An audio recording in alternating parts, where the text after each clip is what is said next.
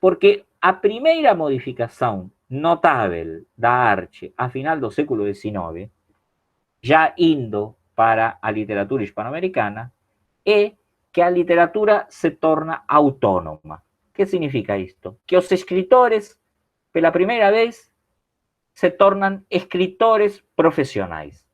Que de alguma forma a multiplicação de revistas, jornais, editoras, leitoras, etc., consigue, no final do século XIX, o que Antonio Cándido llamaría de sistema literario. Ou seja, a instituição literária. A instituição, a literatura, em termos sociológicos, com seus produtores, os escritores, com seu público leitor, com seus veículos, as casas editoras, com seus juízes, os críticos literários, com jornais, etc., se transforma en una, en un órgano simbólico de intercambio que se reivindica a sí propio con un lugar diferenciado da política, con un lugar diferenciado da geografía, con un lugar diferenciado do direito. O exemplo máis acabado disto é a fundação das Academias Nacionais de Letras, como por exemplo a Academia Nacional de Letras do Brasil. Que está dizendo esa fundação? O que está dizendo é, nós, os escritores, intervimos na vida social en tanto y en cuanto escritores, en tanto y en cuanto pertencentes a uma instituição chamada instituição literária. Não somos necessariamente políticos, podemos fazer política, mas somos escritores. Por isso, de alguma maneira, o primeiro ponto-chave do nível político do modernismo para a literatura hispano-americana é que começa a haver um intercâmbio e no qual nós poderíamos dizer que a literatura hispano-americana surge no modernismo, é inventada no modernismo. Porque até esse momento, em diferentes países, em diferentes cidades, o que primava era a ideia de uma literatura nacional. Ya a partir de final do século XIX, parecería ser que se continentaliza, que a idea da literatura se traspasa desde una literatura nacional ainda engatiñando, ainda joven, ainda formándose, y crece para se transformar en un proyecto de literatura hispanoamericana. En otras palabras, un proyecto de literatura continental. Por eso que está ese archivo ahí de José Martí, llamado Nuestra América, traducido, Nossa América. Ese texto es muy importante, porque vean bien que José Martí es uno de los iniciadores del modernismo. A veces no necesariamente desde el punto de vista del estilo, la poética de él. A veces no necesariamente José Martí es el iniciador del modernismo na literatura hispanoamericana pelo uso da linguagem ou das metáforas. Na verdade, José Martí é, por dizer assim, o grande precursor e iniciador do modernismo, porque na sua atividade como jornalista, escritor, político, etc., o que faz é consolidar a ideia de uma literatura hispanoamericana. E, neste sentido, una literatura hispanoamericana que se reivindica como autónoma frente a otras instituciones. Embora, claro, obviamente siempre con vinculaciones. Cuán autónoma o cuán poco autónoma es otra cuestión. Tenemos varias discusiones al respecto. Porém, o que sí podemos entender es que de alguna forma comienza a consolidarse esa idea. Alguien podría preguntar, ¿y por qué José Martí? Bueno, José Martí por una razón, y es que, tal vez, en un paradoxo interesante, José Martí, cuando comienza a escribir en los Estados Unidos como jornalista, viaja por América Central, escribe para el jornal La Nación de Buenos Aires, en otras palabras, su escrita aparece en diversos lugares de Hispanoamérica. Mas, sobretudo, eu diria que existe um dado assim como curioso. José Martí é reivindicado como escritor cubano. Porém, José Martí, de fato, nunca foi cubano. Nasceu na isla de Cuba, mas não existia Cuba como país independiente. Ou seja, todo o processo vital, político e literário de Martí é a luta para que Cuba se transforme em um estado e em uma nação separada da colônia espanhola. Cuba vai ser o último país de Hispanoamérica a se liberar da colônia imposta pela Espanha em 1898. ¿Isto qué significa? Que Cuba, no momento no cual Martí está escribiendo, no es una nación independiente. Y por tanto, para José Martí, pensar una literatura nacional en Cuba era casi imposible. Yo te diría, mucho más imposible pensar una literatura nacional en Cuba que pensar una literatura nacional no México o na Argentina, que ya tinham quase 100 anos de independência da Espanha, porque os processos de independência na América Latina começam no começo do século XIX.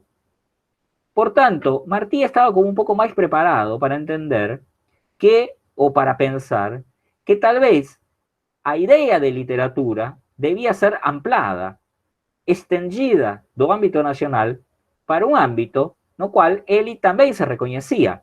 Nuestra América, nossa América. Porque o que diferencia claramente Martí é a América, como se vai chamar no mundo hispanoamericano, apenas a os Estados Unidos. E a partir de aí vão ser chamadas de América anglo-saxônica ou Norte-América. E a América Latina, ou seja, a Hispanoamérica, ou o que Martí chama de Nuestra América. A América das nações que tem um passado colonial vinculado à Espanha. Para Martí, Nuestra América é uma América diferente, com processos diferentes e com história diferente à América anglo-saxônica. ¿Sí? Então, de alguma forma, claro que o texto de Martí que Martí tem uma poesia interessantíssima. Se vocês van ao texto de Bela Joseph, van ver que Bela Joseph dedica várias páginas à poesia de José Martí. Porém, estas páginas que são muito boas, não são o que, pelo menos do meu ponto de vista, neste momento, neste curso, é mais interessante para nós. Porque como nós estamos focando mais no problema da modernidade, então talvez o que é mais interessante são aquelas páginas de Martí que fundan uma ideia que vai perdurar na literatura hispanoamericana e que vai determinar a literatura hispanoamericana desde final do século XIX para frente. E uma das ideias que funda José Martí é essa, a ideia política da continentalidade de Hispanoamérica como Nuestra América, nossa América. É muito interessante o texto esse de Martí, que eu recomendo que vocês leiam, porque vão achar aí também, de fato, uma demonstração do estilo, um pouco alambicado, se vocês quiserem, um pouco extremamente ornamentado, ou típico do que é o modernismo do final do século XIX. Um estilo que muitas vezes era considerado elitista, porém era um pouco o estilo de época também, porque se vocês observam o texto de Bela Joseph sobre Martí, onde se reproduzem alguns dos poemas, vão ver que José Martí escrevia poemas muito simples, ao ponto de que tem um livro que se chama Versos Sencillos. Martí introduz a política não apenas do ponto de vista da literatura hispanoamericana, mas também do ponto de vista da poesia. O outro poema que vocês têm aí, que está em espanhol, se chama Banquete de Tiranos. Trata de um banquete antropofágico, ou seja, o povo está sendo devorado pelos tiranos. Os tiranos, os diferentes dictadores da América Latina, estão de alguma forma canibalizando seu próprio povo. Esta ideia do canibal, da antropofagia, etc., vai ser também enormemente bem sucedida em diversos textos, como o Ariel, de José Enrique Rodó, etc. E esta ideia do canibal, que por vezes é o tirano canibal, por vezes é o povo canibal, por vezes é a reivindicação cultural do que é um canibal como uma pessoa selvagem, mas ao mesmo tempo diferente europeu. Em outras palavras, esta ideia central da política de nossa América a través da poesia vai perdurar também ao longo do século XX na literatura hispano-americana. Então, nesse sentido, nós aí temos em Martí um precursor claro do modernismo em algumas questões. Tá? Porém, o modernismo introduz também uma série de, por dizer assim, de experiências e de formas de ver o mundo que se leem melhor em alguns dos poemas que eu enviei para vocês. Por exemplo, o poema Lo Fatal, de Rubén Darío, é um poema que parece muito triste. De fato, está no final de um livro chamado Cantos de Vida e Esperança. E o final desse poema diz: y sufrir por lo que no conocemos y apenas sospechamos, y la carne que tienta con sus frescos racimos, y la tumba que aguarda con sus fúnebres ramos, y no saber a dónde vamos ni de dónde venimos. Claramente un poema de una persona desesperada que no sabe nem por qué está aquí en este momento vivo, nem para dónde va a ir después de muerto. Alguien podría pensar en un poema até barroco. No en tanto, no existe una vida futura en ese poema. Es un poema que precisamente se pregunta metafísicamente sobre cuál es el sentido de la vida en un mundo que avanza a través de la modernidad. Vean bien otros tipos de sujeitos que aparecen en los poemas modernistas a partir de lo que sería a experiencia da modernidade. Porque a experiencia da modernidade, que é possível para todas as pessoas a partir da modernização, coloca a ênfase na sensibilidade e nas sensações, e não nos sentimentos. As sensibilidades e as sensações levantam a ideia de que o importante é o corpo, e que é o corpo que está vivo. Por isso, o modernismo é também o momento no cual os artistas comienzan a experimentar con diversos tipos de droga, con diversos tipos de experiencias físicas, eróticas, sexuais, tanáticas. En otras palabras, aparecen sujeitos novos también. Vean, por ejemplo, a poesía de Delmira Guscini. Tem aí vocês. Es un sujeito novo do modernismo. O sujeito femenino da poesía. No es una mujer que escribe apenas. Es una mujer que escribe se reconociendo como sujeto femenino. Porque existen varias mujeres que escriben antes, mas se transforman en un sujeto masculino para escribir. Delmira Guscini muestra que ella construye un sujeto poético femenino. Mas no es único. Existen outros sujeitos que também aparecem. E um deles, e principal, é o chamado andrógino. Aí vocês têm no texto de um poeta mexicano chamado Amado Nervo, o poema Andrógino. Claramente, o poema Andrógino está referindo ao que hoje nós chamaríamos universo gay ou homoafectividade, e que na época a idea normativa da biología llama de invertidos.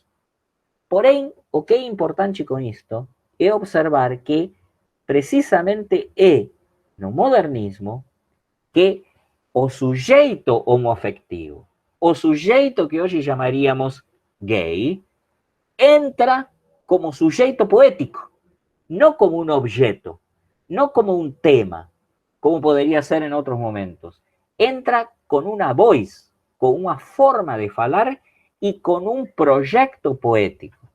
Curiosamente, também entra como sujeito poético o homem voyeur. Curiosamente, também entra como sujeito poético o velho que con desejos eróticos, como Novelio Sátiro, de Amado Nervo. En otras palabras, a sensação, a volúpia, é o que guia o modernismo. A fascinação já não é nem racional, nem espiritual, é corporal, é sensitiva. Vejam bem que isto é claramente explorado até hoje pela modernidade na publicidade e em todo tipo de manifestações culturais, simbólicas, etc. De fato, para nós isso é importante. A chave é a ideia de volúpia, ou, se vocês quiserem, do prazer. Precisamente porque o que não está em jogo é uma vida eterna. O que está em jogo é a vida actual e a experiência do mundo, como diria Marshall Berman. Essa experiência do mundo é uma experiência da modernidade.